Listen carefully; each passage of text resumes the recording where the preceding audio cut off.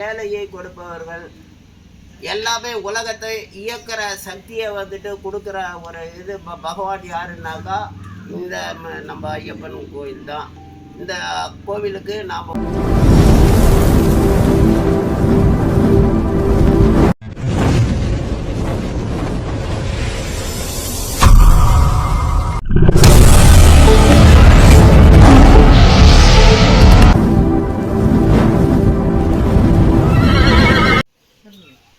சுவாமியே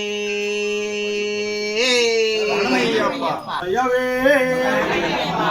பலகனே சங்கோல் ஆண்டவனே லட்சத்தை தீர்ப்பவனே ஜோதியே ஆதி வீரனே ராமனே கண்டனே தம்பியே சுவாமியே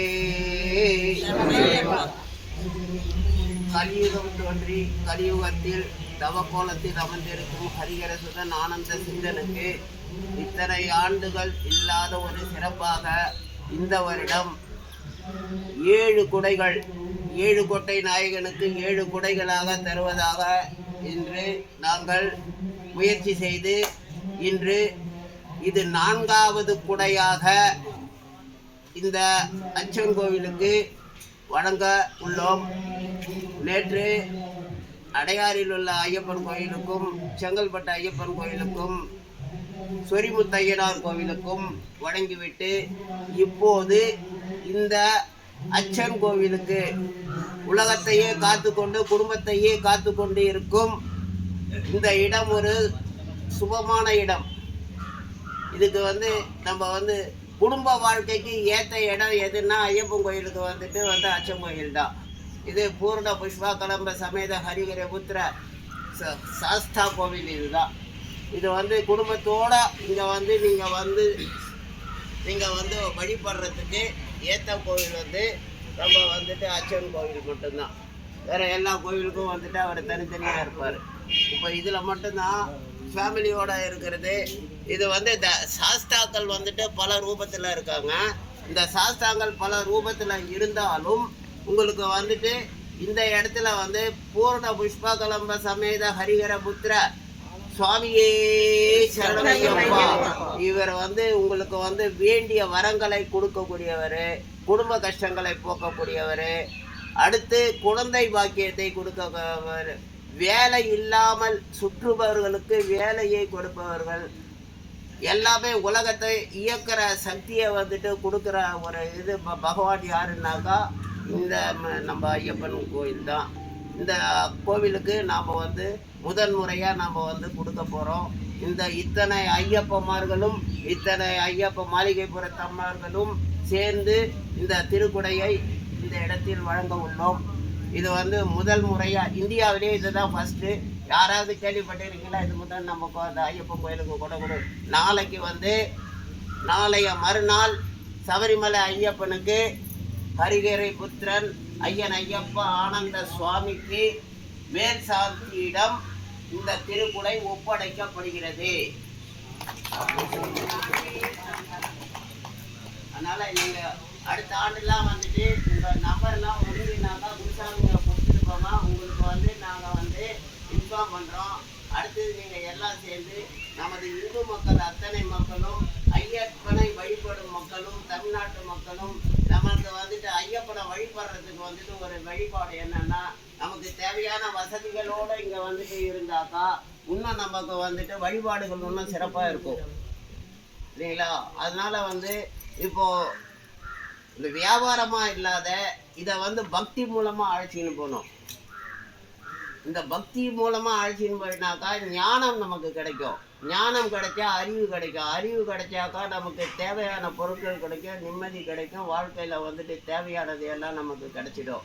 நிம்மதின்றத ஒரே ஒரு இது இல்லாது யார்கிட்ட நம்ம ஞான நிலையில் போனால் தான் நமக்கு நிம்மதியோ இதுவோ அமைதியான வாழ்க்கையும் கிடைக்கும். இந்த அமைதியான வாழ்க்கைக்கு தேவையானது என்னன்னாக்கா நமக்கு பக்தி மட்டும்தான் சிறந்தது.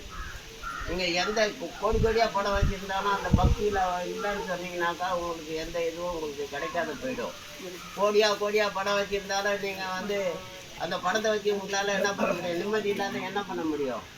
எந்த வழிபாடும் செய்ய முடியாது, வீட்டிலே நிம்மதி இருக்காது, எந்த இதுவும் இருக்காது. குடும்பங்கள் நல்லா இருக்கணும்னு சொன்னீங்கன்னாக்கா உங்களுக்கு வந்து குடும்பம் நாம் அமைதியாக இருக்கணும். நாம் அமைதியாக இருந்தால் தான் வழிபாடை சரியாக பண்ண முடியும். உங்கள் மனசு சரியாக இருந்தால் தான் 10 தடவை சுவாமியே சொல்ல முடியும். நீங்கள் மனசே அமைதி இல்லைன்னாக்கா நீங்கள் வந்துட்டு அந்த சாமியே சரணமையப்பான்னு சொல்ல வாய் வராது, சுத்தமாக வாய் வராது. நாமளே கஷ்டப்பட்டுன்னு இருக்கிறோம். நாம் எங்கடா வந்துட்டு சாமியை போட்டுட்டு அந்த சாமி தான் நம்மளை இவ்வளோ கஷ்டப்பட்டுக்கினே இருக்குதுன்னு நம்ம சாமியை குறை சொல்லிக்கினே தான் இருப்போம். இந்த சாமியெல்லாம் குறை சொல்கிறதெல்லாம் விட்டுட்டு அவர் கொடுத்ததை நம்ம ஏற்றுக்கணும். அவர் எந்த வழியில் விட்டாரோ அதை நம்ம சிறப்பாக நம்ம செய்துட்டு போயிட்டோம்னாக்கா இன்னும் நம்ம வாழ்க்கை வந்துட்டு மேலோக்கி நல்லா இருக்கு. அதனால் இப்போ இந்த கருப்பண்ண சுவாமியை வந்துட்டு அப்படியே ஒரு சுற்று சுற்றுறோம். எல்லாம் 3 சுற்று சுற்றிட்டு அப்படியே போய்ட்டு அந்த மேலே போயிட்டு அவருக்கு ஐயப்பனுக்கு அங்கே வந்துட்டு நம்ம குடம் கொடுக்குறோம். அத்தனை சுவாமிமார்களும் இங்கே வந்துட்டு இந்த இடத்துல வந்துட்டு இதை பாருங்க. இதில் ஒரு விஷயம் என்னன்னு கேட்டிங்கன்னா எல்லா இடத்துலையும் நாங்கள் குடம் கொடுத்துட்டு தான் வரோம். அதில் ஐயப்பன்மார்கள்லாம் இருக்காங்க. ஆனால் இந்த அச்சம் கோவிலில் மட்டும் குடும்ப சமேதனாக இருக்கிறதுனால ஆண்களும் பெண்களும் எல்லாமே மாளிகை புறமோ அந்த ஐயப்பன்மார்களும் ஒன்னா சேர்ந்து இருக்கிறாங்க பாருங்க. அதுதான் இந்த அச்சம் கோயிலோட சிறப்பே. இத்தனை மாளிகைப்புறம் இருக்கிறாங்க இல்லையா, இப்போ அங்கே வந்து அந்த மாளிகைப்புறமும் கம்மியாக இருந்தாங்க. அவங்க கிட்ட கொடுக்குறப்போ அந்த மாளிகை அது அடையாளம் இருக்கப்போ அவங்களுக்கு கொஞ்சம் மாளிகைப்புறங்கள்லாம் அதிகமாக வந்தாங்க. ஆனால் அது சிக்கியது கம்மியாக இருந்தாங்க. இது ஒவ்வொரு இடத்துல ஒவ்வொரு மாதிரி. ஆனால் இதனுடைய சிறப்பு வந்துன்னா இந்த மண்ணோட சிறப்பு. நீங்கள் இந்த மண்ணில் காலை வச்சிங்கனாலே உங்கள் குடும்பம் செழிப்பாக இருக்கும். சரிங்க.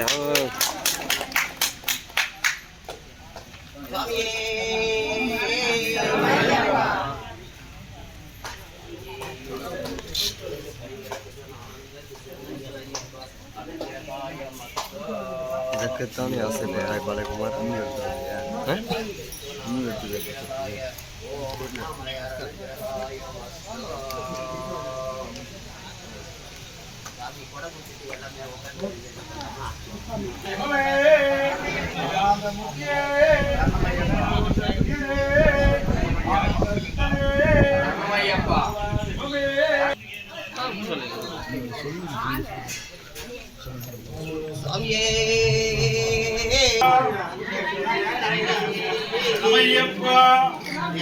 தேவனே